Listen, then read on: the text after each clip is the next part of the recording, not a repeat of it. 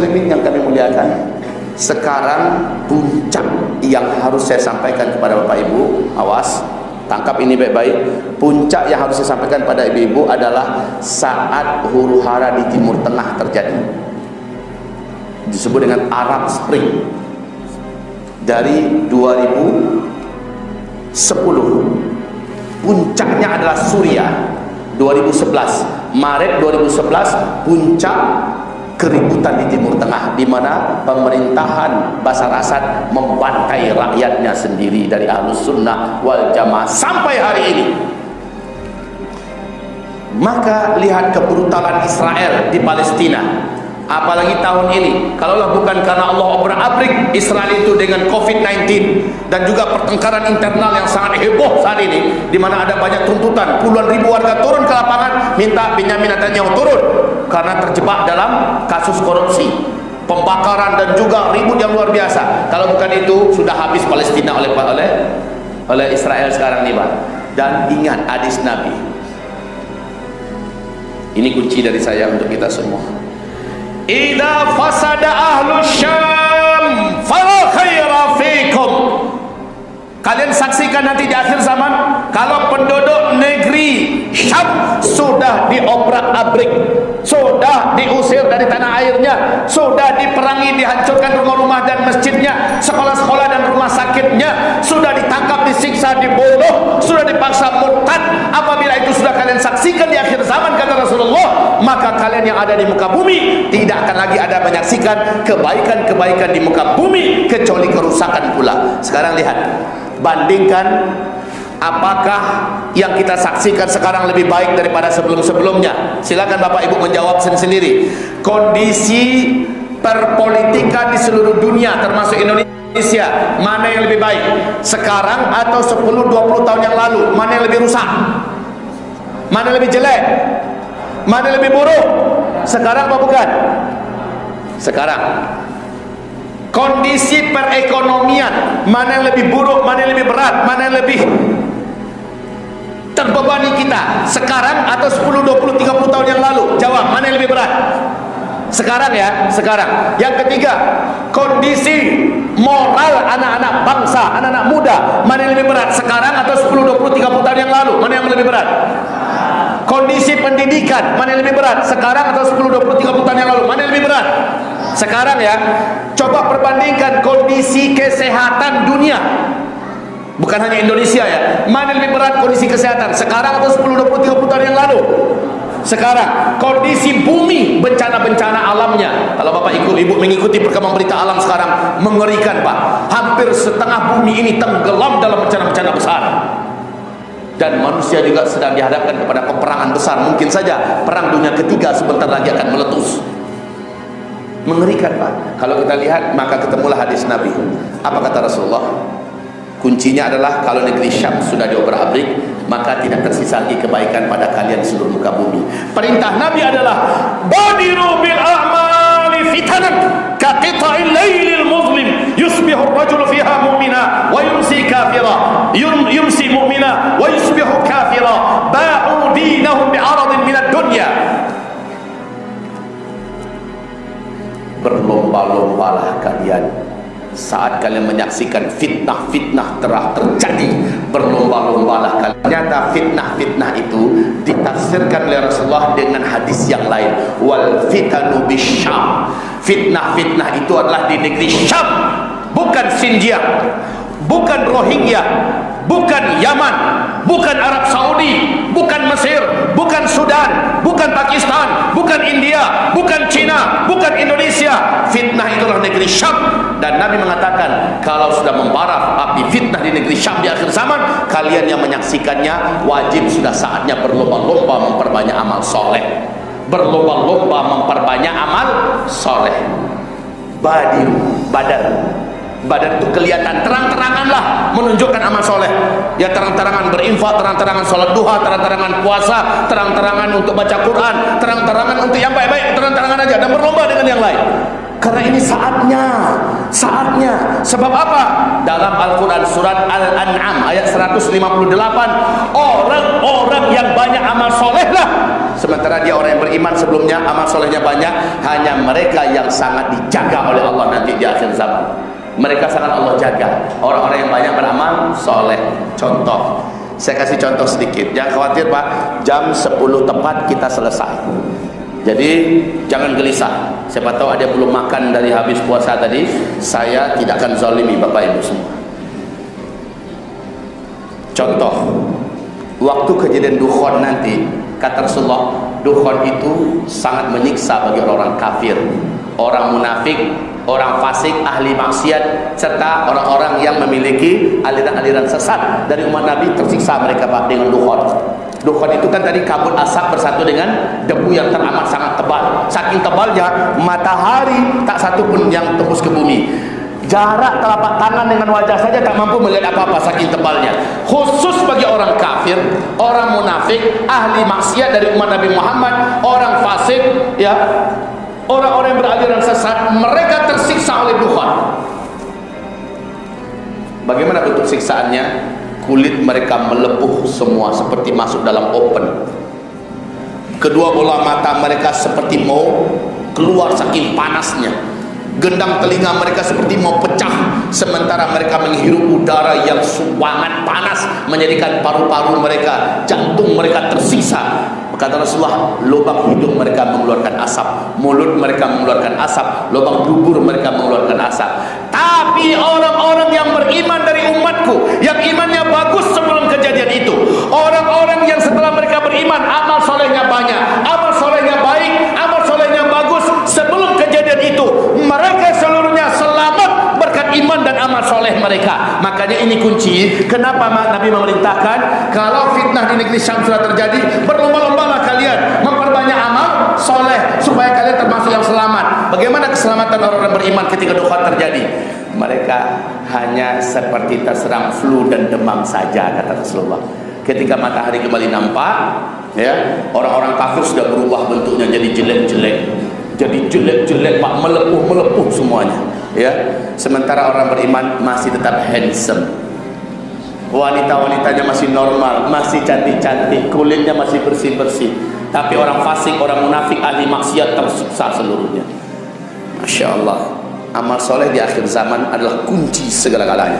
Kalau Bapak sudah dengarkan kajian ini, onde Ustaz, rasa-rasa talambe kami nampaknya. Harusnya dari dulu kami mendengarkan pengajian ini. Kalau saya menjawab, insya Allah belum terlambat, asal Bapak mulai dari saat ini juga memulai. Dan harus berlomba, berpacu, akselerasi percepatan amal soleh sesuai dengan sunnah Nabi Muhammad SAW. Setelah dengarkan kajian ini, masjid guru terus di mana kita berada, sholat 5 waktu berjamaah dengan imam, dan jangan ketinggalan takbiratul ihram bersama imam. Kalau perlu dapatkan sholat sunat tahiyatul masjid, kalau perlu dapatkan berdoa di antara azan dan iqamat, kalau perlu dapatkan kita sholat sunat qabliyah, ya, disebut dengan rawatib qabliyah dan ba'diyah juga. Kerjakan tahajud, kerjakan duha, kerjakan salat sunat syuruk, kerjakan salat sunat hajat, kerjakan salat sunat wudu, dan seterusnya dan seterusnya. Juga perbanyak puasa, perbanyak sedekah, infak, perbanyak baca Quran. Ini nanti akan menjadi penentu Bapak selamat atau tidak. Ini kuncinya. Kaum muslimin yang saya muliakan, maaf saya tidak bermaksud nakut-nakutin, tapi yuk sama-sama kita saksikan 3-4 bulan ke depan bakal apa yang akan terjadi dengan bumi kita ini. 3-4 bulan ke depan.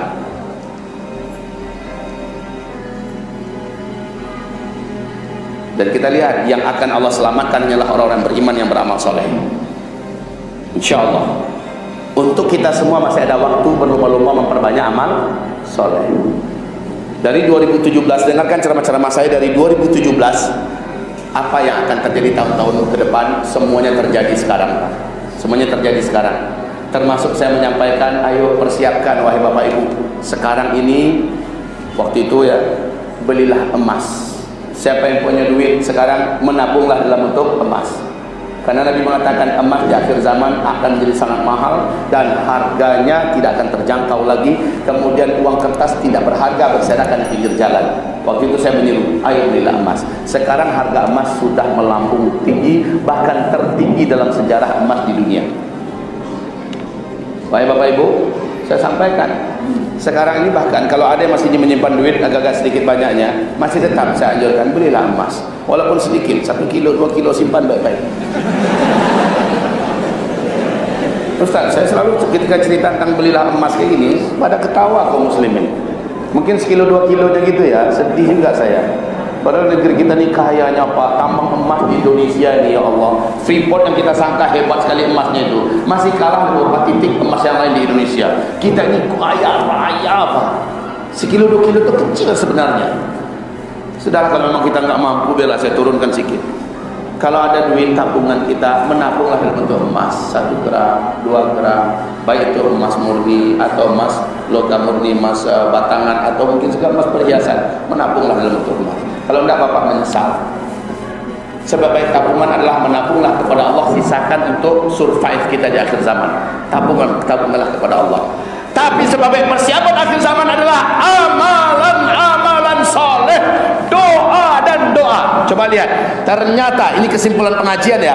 Ternyata amal soleh yang kita kerjakan di dunia ini tidak hanya akan membantu dan menolong kita nanti setelah kita meninggal dunia, setelah kita di dalam barzakh saja. Tidak hanya menolong kita ketika kita di padang mahsyar saja, tidak. Amal soleh kita kerjakan di dunia ini akan bisa menolong kita saat kita masih hidup di dunia, saat kita dalam kondisi genting dan berbahaya. Contoh, ada saya buat contoh 2 saja contohnya dulu. Yang pertama, contoh yang terjadi pada Nabi Yunus alaihissalam. Nabi Yunus digelari Allah dengan sebutan Dhunnun. Beliau ditegur dengan hukuman oleh Allah masuk dalam perut ikan. Dalam perut ikan itu saya bertanya, berapa lama Nabi Yunus dalam perut ikan? Ada riwayat mengatakan 1 minggu, ada riwayat mengatakan 2 minggu, ada riwayat mengatakan 20 hari, ada riwayat mengatakan 40 hari Nabi Yunus dalam perut ikan. Gelap gulita, tidak ada udara, tidak ada makanan, tidak ada cahaya, tidak ada minuman. Harusnya ada mati apa tidak? Harusnya sudah mati kan? 40 hari 40 malam. Tapi Nabi Yunus dimuntahkan kembali ke bumi, ke daratan dalam keadaan masih hidup, hanya lemes saja. Coba lihat apa amalan Nabi Yunus. Ternyata Allah abadikan dalam Al-Quran, laula an kana minal musabbihin lalabitha fi batnihi ila yaumi yub'atsun. Kalaulah Yunus bukan termasuk orang yang banyak berzikir, banyak beramal soleh, kalaulah Nabi Yunus sebelumnya bukan termasuk orang yang beriman, orang yang banyak amal soleh, rajin berzikir, pasti Yunus akan tinggal dalam perut ikan itu sampai hari kiamat. Ternyata berkat imannya, amal solehnya sebelumnya, dan zikirnya sebelumnya, maka Nabi Yunus dilindungi oleh Allah. Saatnya beliau harusnya mati, Allah biarkan beliau tetap hidup. Dan justru ketika beliau dalam kegelapan, dalam perut ikan, di dasar samudra yang paling dalam, Yunus berzikir dengan amalan. Kata Nabi, siapa saja yang merutinkan amalan Nabi Yunus dalam perut ikan, apapun bencana yang bisa merenggut nyawanya di bumi ini, dia amalkan amalan Nabi Yunus itu, Allah akan selamatkan dia sebagaimana Allah selamatkan Nabi Yunus. Allah akan selamatkan dia sebagaimana Allah selamatkan Nabi Yunus. Dan Nabi bertanya dalam hadis sahih Muslim, maukah kalian aku ajarkan apakah wiridan, apakah amalan Nabi Yunus dalam perut ikan yang bisa membuat Nabi Yunus bisa hidup tanpa udara, bisa hidup tanpa makanan, bisa hidup tanpa minuman, bisa hidup tanpa udara, tanpa cahaya. Maukah kalian aku ajarkan amalannya? Para sahabat menjawab, mau. Maka Rasul mengatakan, doa Nabi Yunus itu adalah la ilaha illa anta subhanaka inni kuntu minadh dhalimin. Ayo sama-sama baca, la ilaha illa anta subhanaka inni kuntu minadh dhalimin. Lanjut yang kedua, la ilaha illa anta subhanaka inni kuntu minadh dhalimin. Terakhir, la ilaha illa anta subhanaka inni kuntu minadh dhalimin. Baca itu terus. Tidak seorang pun di antara kalian mengalami bencana yang bisa mematikan nyawanya dan keluarganya, tapi dia membaca ini, melainkan Allah pasti selamatkan dia, sebagaimana Allah selamatkan Nabi Yunus. Syaratnya dia sebelumnya orang beriman yang bagus imannya dan amal solehnya banyak. Makanya perintah Nabi saat fitnah di Syam membara, perbanyaklah beramal soleh, perbaiki iman kalian, perbanyak amal soleh, dan amal soleh ini bisa dipanggil untuk menyelamatkan kita. Contoh terakhir adalah saat 3 orang lelaki soleh terkurung dalam perut gua. Hujan lebat, mereka saling tidak kenal. Karena hujan lebat mereka masuk di gua yang sama, 3 orang. Lalu tiba-tiba batu yang sangat besar, di mana 30-40 orang pun belum tentu bisa menggerakkannya, menggeliling dari atas menutupi pintu itu. Pintu itu besarnya hanya sebadan orang bisa masuk, Pak. Itu gua itu ketutup habis. Bagaimana? Maka masing-masing mereka bertawassul kepada Allah dengan menyebut amal soleh yang pernah dia kerjakan. Yang satu berdoa, ya Allah, dulu hamba buat macam ini, kalau engkau ridho dengan amalan hamba itu, kalau ada pahalanya, ya Allah, tunjukkan kepada kami bahwa engkau telah menerima amalan hamba itu, ya Allah. Caranya, ya Allah, bukakanlah pintu ini untuk kami. Bergerak batu itu, Pak. Bergerak. Tapi sayang, masih sepertiga pintu itu baru terbuka, baru tangan bisa muncul keluar, cahaya udah bisa masuk, Pak, tapi belum bisa keluar mereka. Yang kedua berdoa juga, ya Allah, dulu hamba mengamalkan ini, bila kau ridhoi amalan itu, bila kau terima, ya Allah, bukakanlah pintu ini untuk kami. Ternyata amalan soleh kita bisa menyelamatkan kita ketika kita masih hidup di dunia. Maka dia berdoa, bukakanlah pintu ini untuk kami, Allah. Bergerak lagi, terbuka lagi sepertiga yang lain, masih paha yang bisa keluar, belum bisa seluruh badan. Yang terakhir berdoa, ya orang hamba dulu bersedekah seperti ini bentuknya, ya Allah, bila kau terima itu, kau ridhoi, bukakanlah pintu ini seluruhnya untuk kami, ya Allah, biar kami bisa keluar dan selamat. Terbuka seluruhnya, mereka keluar. Coba lihat, amal soleh kita bisa kita panggil di hari-hari genting, bisa kita minta untuk penyelamat kita ketika kita masih hidup. Selama ini kita berpikir udah mati aja nanti bermanfaatnya, ternyata tidak. Masih hidup kita bisa amal soleh ini dipanggil untuk menjadi penyelamat dan pelindung kita. Oke, cukup sampai di sini insyaallah taala. Oh Ustaz, masih ada waktu Ustaz? Ya, saya tidak akan selesai kecuali pas jam 9, jam 10. Ya, saya tambahkan lagi sebagai penutup. Enggak ada tadi yang menawarkan minum lah Ustaz. Cuma air minumnya tadi saya melihat ada air minum yang saya tidak sukai. Aqua ini saya sangat menghindarkan diri darinya selama-lamanya. Bismillah.